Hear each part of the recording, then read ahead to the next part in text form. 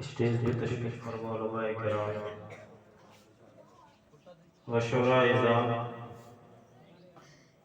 مدرسہ اسلامیہ کے طلباء کرام، السلام علیکم ورحمۃ اللہ وبرکاتہ۔ الحمدللہ رب العالمین والعاقبۃ للمتقین، الصلاة والسلام علی من کان نبیا وآدم بین الماء والطین،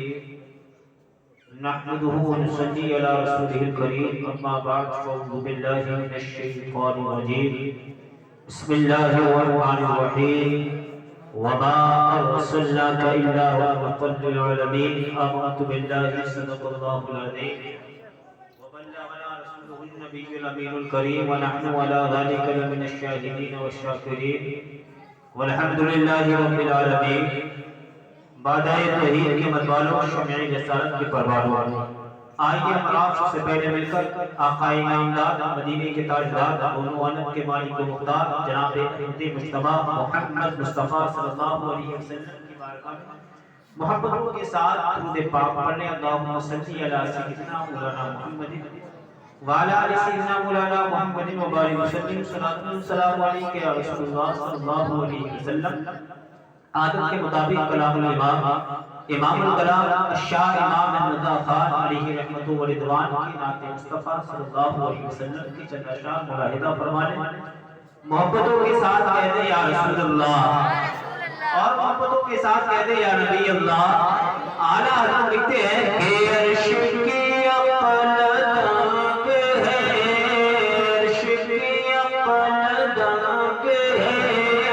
عرش کی اقلدنگ ہے، چتر میں آسمان ہے، عرش کی اقلدنگ ہے، عرش کی اقلدنگ ہے، چتر میں آسمان ہے، کہ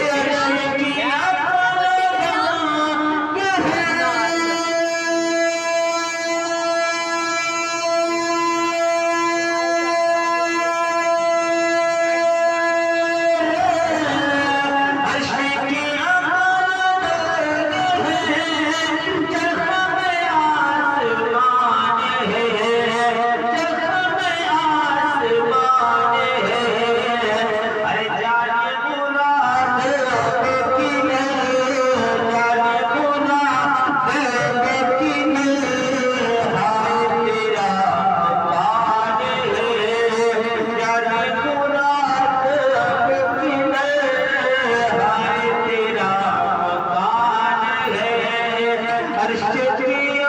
ہے۔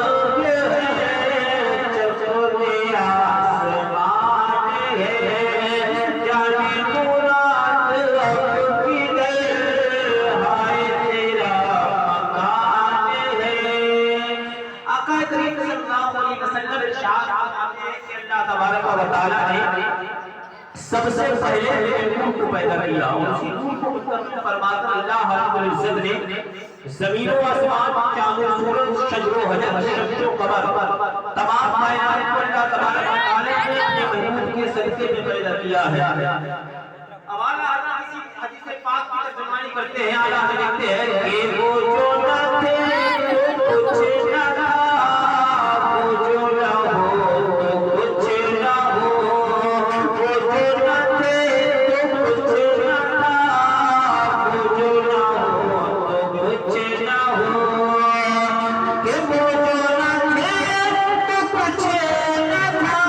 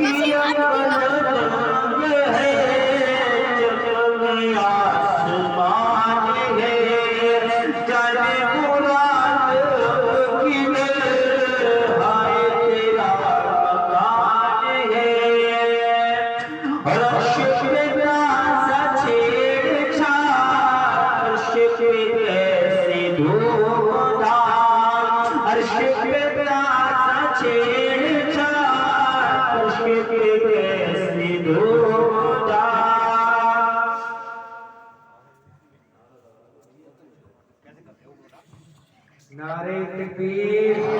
نعرہ رسالت، علماء اہل سنت، نعرہ تکبیر، نعرہ رسالت۔ کیش پتا سچیر چھاڑ عرش پہ کیسی دھوپ تھا، عرش پتا سچیر چھاڑ عرش پہ کیسی دھوپ تھا،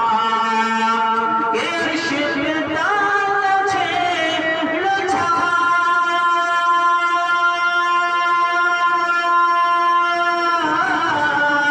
عرش پہ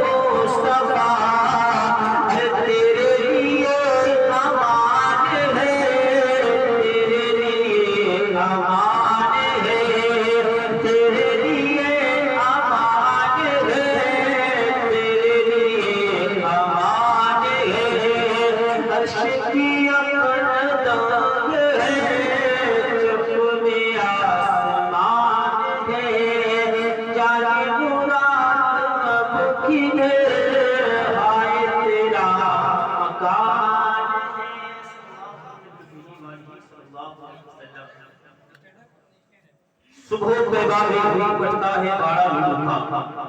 صدقہ لینے نور کا آیا ہے تارا نور کا، میں غدا کا بادشاہ پردے پیالہ نور کا، تیری نسل پاک میں ہے بچہ بچہ نور کا، تو ہے عین نور تیرا سب حلال نور کا۔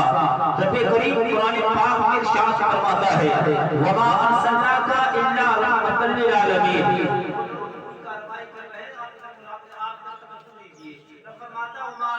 الا رحمۃ للعالمین، اے محبوب ہم نے آپ کو تمام کائنات کے لیے رحمت بنا کر کے بھیجا ہے، ہم نے آپ کو تمام عالم کے لیے رحمت بنا کر کے بھیجا ہے، وہ ہر عالم کی رحمت ہے، کسی عالم میں رہ جاتے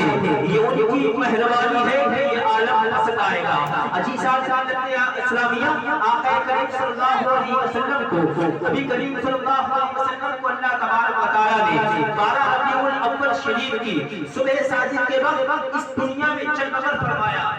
صبح 15 سال پہلے انتقال ہوئی، اللہ اکبر کبیرہ، اگر وہ صبح ابو طالبہ ہوتی تو آج دنیا میں کوئی صبح نہیں ہوتی۔ اسی صبح کے بارے میں میرے ایمان سے پوچھو تو میرے امام ارشاد فرماتے ہیں صبح توبہ میں ہوئی، بڑھتا ہے بارہ نور کا، صدقہ لینے نور کا، آیا ہے تارا نور کا۔ ہمارے مالک کی اپنی جان حضرت آمینہ سے ہم نے پوچھا اے آمینہ آقا کریم صلی اللہ علیہ وسلم کی جب ولادت ہوئی تو حضرت آمینہ بیان کرتی ہے کہ میرے شہزادہ اس دنیا میں آنے والا تھا، کچھ ساتیں بچی تھی، کچھ گھڑیاں باقی تھی، کچھ لمحے باقی تھے۔ اسلامیہ حضرت آمینہ بیان کرتی ہے کہ میرا لال اس دنیا میں آیا تھا، اس وقت میں جب بچہ پیدا ہونے والا ہوتا ہے تو ماں کو کچھ تکلیف ہوتی ہے، بچے کے تولد ہونے سے پہلے جب بچہ پیدا ہوتا ہے تب بھی ماں کو تکلیف ہوتی ہے، لیکن حضرت آمینہ بیان کرتی ہے میرا شہزادہ جب اس دنیا میں آیا ہے، میرے آقا جب اس دنیا میں تشریف لے کر کے آئے ہیں، آج اس دنیا کے اندر چاہے بکری ہو، چاہے ایلے ہو، چاہے کوئی انسان ہو، چاہے چھوٹے سے لے کر کے بڑے عہدے دار تک ہو، اگر جو اس دنیا میں آیا ہے وہ اپنی ماں کو تکلیف دے کر اس دنیا میں آیا ہے، لیکن آقا کریم صلی اللہ علیہ وسلم वसल्लम इस दुनिया में जब तशरीफ लेकर गए तो हज़रत आमिना बयान करती है मेरा शहजादा जब इस दुनिया में तवल्लुद हुआ तो मुझे कोई तकलीफ नहीं हुई, बल्कि हज़रत आमिना बयान करती है आका करीम सल्लल्लाहु अलैहि वसल्लम जब इस दुनिया में तशरीफ लेकर के आ रहे थे जब हाथ चंद कलियां बची थी आका करीम सल्लल्लाहु अलैहि वसल्लम की इस दुनिया में आने के लिए हज़रत आमिना बयान करती है एक हाथ उदार हुआ उससे मुझे एक हाथ उदार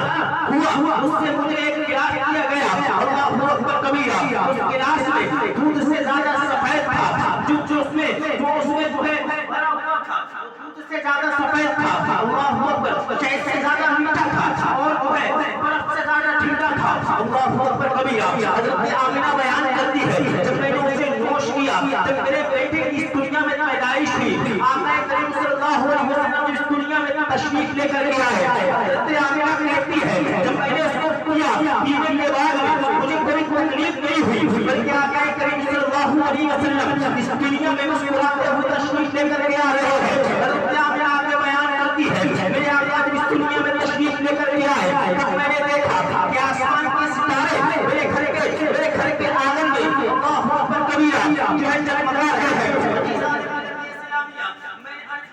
ये आसमान के सितारे तुम्हारा काम है आसमान को रोशन करने का, तुम्हारा काम है आसमान को जगमगाने का, तुम्हारा काम है चमकने का, लेकिन तुम आमिना भी की आंगन में क्या कर रहे थे? तुम हज़रत अब्दुल्लाह के आंगन में वहां पर क्या कर रहे थे? तो आसमान ने जवाब दिया था अल्लाहु अकबर कबीरा जो आज हम चमकते हैं कि मोहम्मद रसूलुल्लाह सल्लल्लाहु अलैहि वसल्लम की देन है।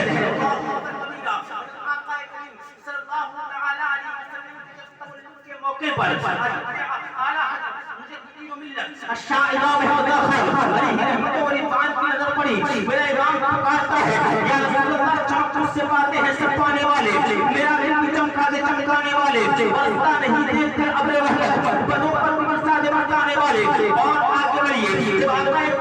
करीम सल्लल्लाहु अलैहि वसल्लम इस दुनिया में तशरीफ लेकर गया है आका करीम सल्लल्लाहु अलैहि वसल्लम जब इस दुनिया में तशरीफ लेकर गया है आम बच्चों का ये मामला है आपने भी देखा होगा जब बच्चा पैदा होता है तो रोता है जब बच्चा पैदा होता है और जोर से रोता है अगर नहीं रोता है तो घर वाले रोने लगते हैं लेकिन आजकल का मामला ये हो चुका है ज्यादातर बच्चे जो है हॉस्पिटल में पैदा हो रहे हैं और बच्चे जब 2 मिनट तक नहीं रोया तो अब उसकी पुत्री भी मौजूद है उसकी खाला भी मौजूद है अल्लाहु अकबर कबीरा उसकी जो है उसके तमाम खानदान वाले मौजूद हैं अगर 2 मिनट पैदा होने के बाद में 2 मिनट तक अगर बच्चा नहीं रोया तो तमाम खानदान वाले उस डॉक्टर के पास जाते हैं कि बच्चा रोता क्यों नहीं है डॉक्टर कहती है